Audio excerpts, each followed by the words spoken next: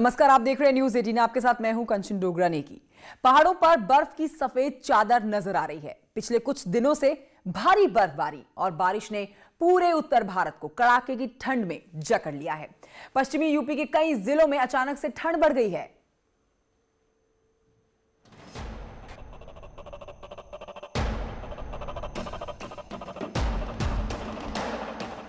कश्मीर में हुई भारी बर्फबारी के बाद अब सड़कों से बर्फ हटाई जा रही है, खासतौर से श्रीनगर की अंदरूनी सड़कों पे। बहुत मुश्किल है, भी गाड़ी भी नहीं चल सकता है। गरीब आदमी है, वो सफर करता है। किसी के पास खाने के लिए कुछ नहीं होगा, गैस नहीं होगा, कुछ नहीं होगा। जन्नत में सर्दी की बेदर्दी,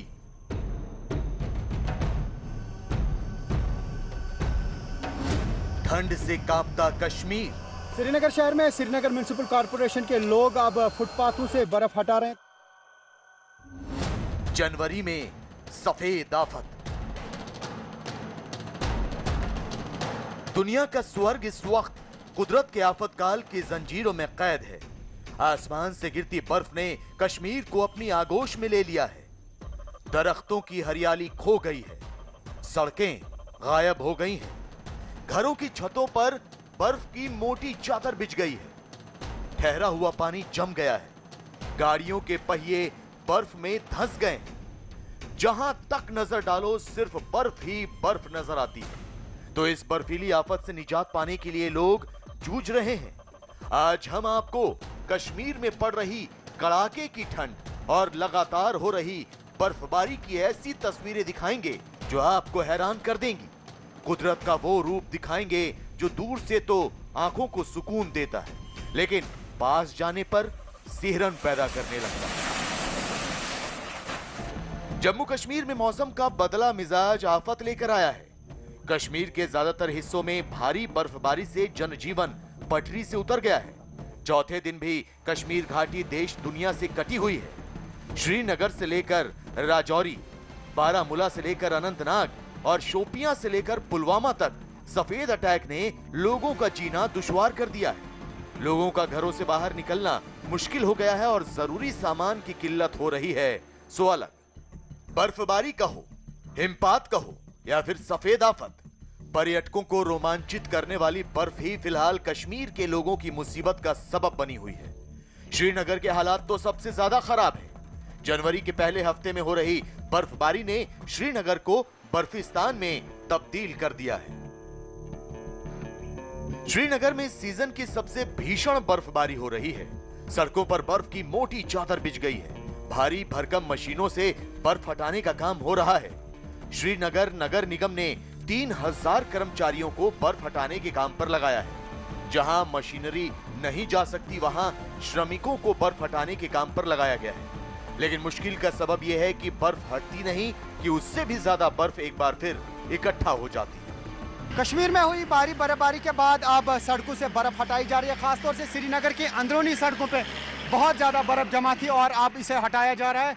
श्रीनगर म्युनिसिपल कॉर्पोरेशन का अमला लगा हुआ है और वो अंदरूनी सड़कों से बर्फ हटा रहे हैं। जिस तरीके से आप देख सकते हैं, हालांकि काफी डिफिकल्ट टास्क है, काफी मुश्किल टास्क है।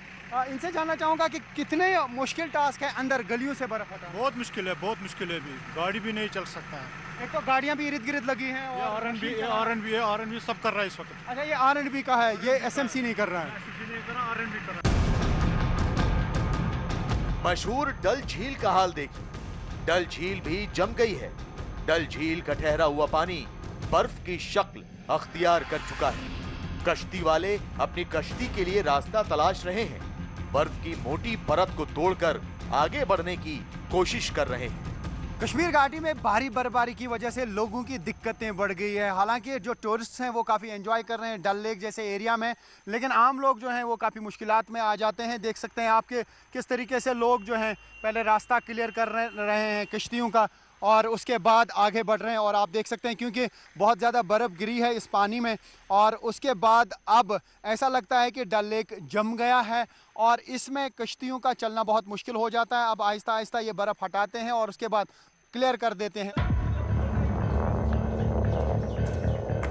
श्रीनगर में भारी बर्फबारी के साइड इफेक्ट से लोग त्राहिमाम कर रहे हैं। सड़कों के साथ साथ घरों की छतों पर भी बर्फ ने डेरा डाल लिया है, लेकिन हर घर की बुनियाद इतनी मजबूत नहीं होती कि वो बर्फ का बोझ उठा पाए, जिसकी तस्दीक करती है ये तस्वीर।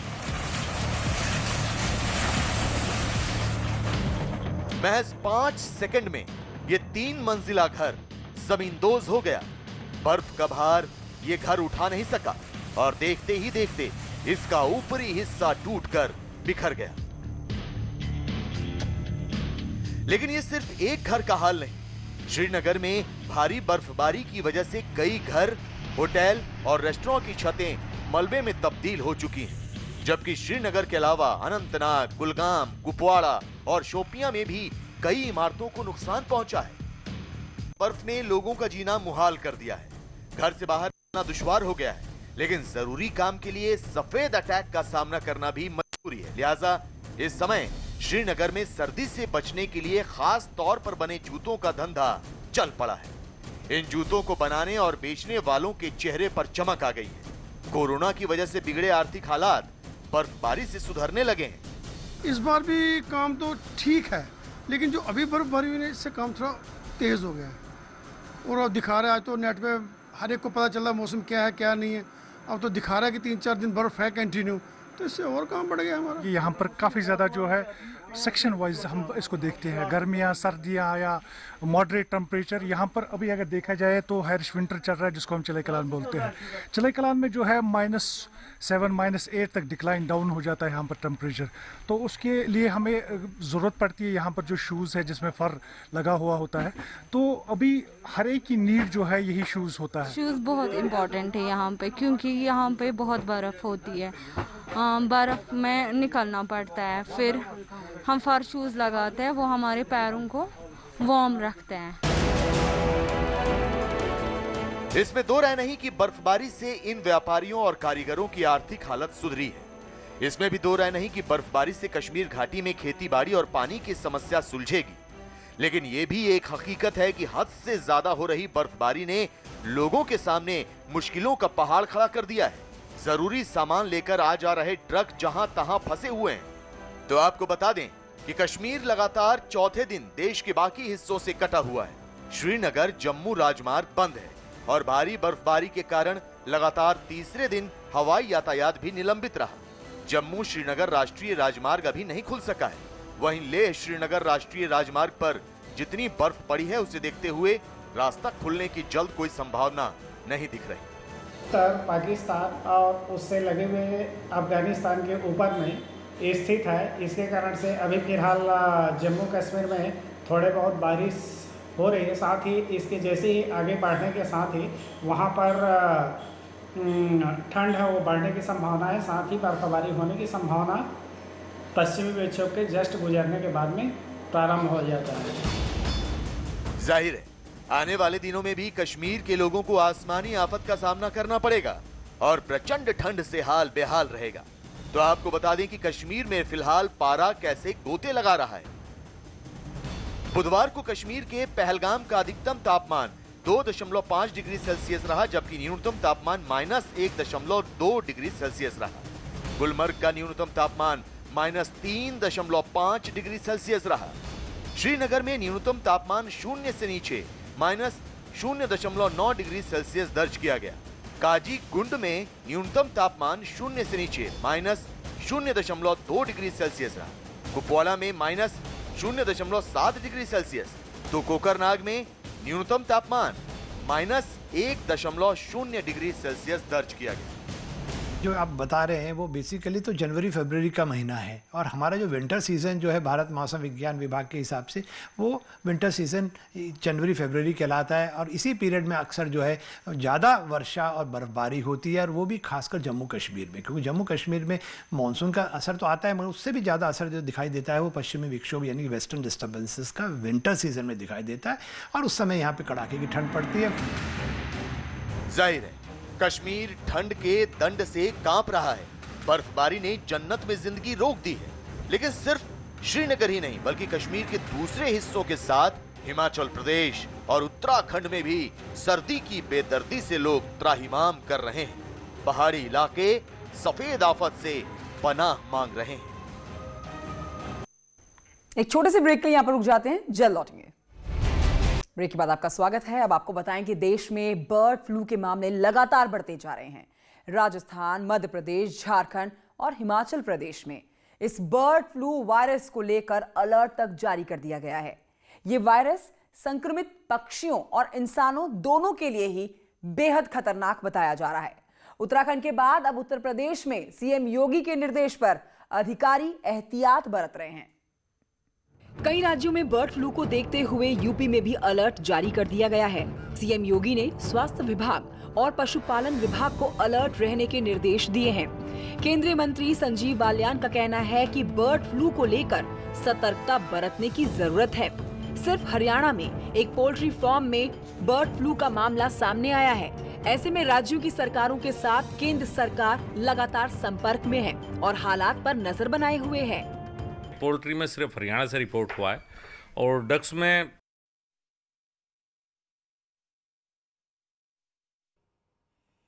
माननीय मुख्यमंत्री जी श्री योगी आदित्यनाथ जी के नेतृत्व में उत्तर प्रदेश की पूरी प्रशासनिक टीम कोविड-19 से लड़ाई करने में और अब इसकी वैक्सीन की डिलीवरी करने में पूरी तरह तैयार है। और इसमें हमें सरकारी मशीनरी के साथ साथ जन सामान्य का, मीडिया का, जनप्रतिनिधियों का भी पूरा सहयोग मिल रहा है। इसकी तैयारियों में लगातार केंद्र सरकार के साथ भी हम लोगों ने वार्ता की है। यहाँ पर स्वयं माननीय मुख्यमंत्री जी कई बार इसकी समीक्षा कर चुके हैं और लगभग प्रतिदिन ही कोविड-19 के बारे में उनके स्तर पर समीक्षा होती है। मेरी अध्यक्षता में भी एक स्टीयरिंग कमेटी भारत सरकार ने बनाई है जिसकी 2 बैठकें हो चुकी हैं। अपर मुख्य सचिव चिकित्सा स्वास्थ्य स्तर पर भी इसकी एक टास्क फोर्स बनाई गई है और प्रत्येक स्तर पर ये सुनिश्चित किया जा रहा है कि वैक्सीनेशन करने का कार्य निर्बाध रूप से, समयबद्ध रूप से सफल हो। लेकिन सर सवाल ये भी है कि इतना बड़ा राज्य है, इतनी सारी जनसंख्या है, तो वैक्सीनेशन का जो मकर संक्रांति के दिन के मौके पर ऐलान किया गया है, तो पहले चरण में कौन कौन से ज़िले होंगे या वो कौन से लोग होंगे या कितना समय लगेगा, भी क्या तय है कि मकर संक्रांति का ही दिन होगा, आगे नहीं बढ़ेगा? देखिए, इसकी वैक्सीन की हमारी जैसे ही अवेलेबिलिटी होती है, जैसा आपने बताया, बहुत ही जल्दी उम्मीद है कि अगले 1 हफ्ते के अंदर उपलब्ध हो जानी चाहिए। पूरे प्रदेश में ये कार्यक्रम शुरू किया जाएगा। ये 3 चरणों में किया जाना है। पहले चरण में जो हेल्थ केयर वर्कर्स हैं, चाहे वो सरकारी विभागों के हों या वो निजी क्षेत्र के हों, इनकी प्रथम प्राथमिकता में इनको वैक्सीनेशन किया जाएगा। लगभग पूरे प्रदेश में 9 लाख ऐसे हेल्थ केयर वर्कर्स चिन्हित किए गए हैं जिनको 3000 सेशंस में ये किया जाएगा। द्वितीय चरण में जो हमारे फ्रंटलाइन वर्कर्स हैं, चाहे पुलिस के कर्मी हों, स्वच्छता के कर्मी हों, राजस्व कर्मी हों, जो भी कोविड-19 की इस लड़ाई में अग्रिम पंक्ति पर जूझ रहे हैं, उन सभी अधिकारियों व कर्मचारियों को वैक्सीनेशन दिया जाएगा। लगभग 18 लाख ऐसे लोग हैं जिनकी पहचान की गई है। तीसरे चरण में जो हमारे सामान्य नागरिक हैं, इसमें 2 श्रेणियां हैं। एक तो 50 वर्ष से ऊपर सभी व्यक्तियों को, और 50 वर्ष से कम जो कोमॉर्बिड हैं, जिन्हें कोई गंभीर बीमारी है, शुगर है, कोई हार्ट की बीमारी है, लंग्स की बीमारी है, तो जिन्हें और कोई गंभीर बीमारियां हैं, उनको 50 वर्ष के नीचे होने पर भी वैक्सीन उपलब्ध कराई जाएगी। ये वैक्सीन 2 डोज में कराई जानी है। प्रथम डोज पहले चरण में होगी और उसके 1 महीने बाद दूसरी डोज दी जाएगी। तो इस तरह की पूरी व्यवस्था कर ली गई। इसके लिए बड़ी व्यापक तैयारियां की गई हैं। ये जो वैक्सीन है, इसे कोल्ड चेन में रखा जाना बहुत आवश्यक है।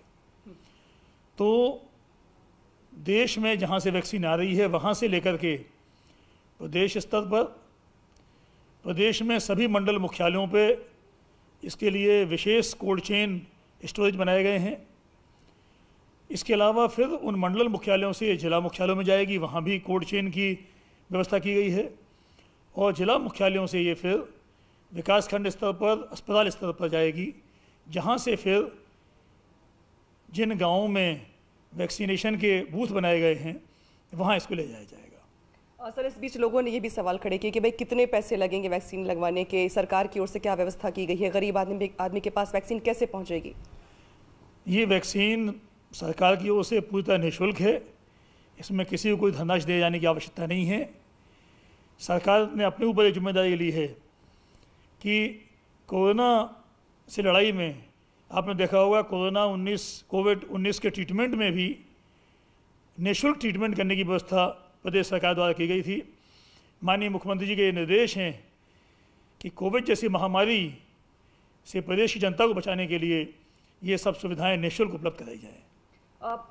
सर, वैक्सीन की क्वालिटी और क्वांटिटी दोनों बहुत इंपॉर्टेंट है। आपने पिछले दिनों कुछ बयान सुने होंगे लोगों के कि कुछ लोगों को रिएक्ट कर दिया, या एक पॉलिटिकल पार्टी के नेता ने ये भी कह दिया कि भाई उन्हें भरोसा नहीं है। वो तो ठीक बात है, लेकिन अगर मैं आपसे पूछूं क्वालिटी के बारे में मेडिकल टर्म्स में, तो अब तक क्या रिपोर्ट है आपके पास कि ये नुकसानदेह है, ये फ़ायदेमंद है, या 50 की उम्र के लोगों के लिए या बच्चों के लिए, कैटेगरी वाइज कैसे इसको बताएंगे सर? कोविड महामारी से लड़ना कोई राजनीतिक मुद्दा नहीं है, ना होना चाहिए, ना हो सकता है।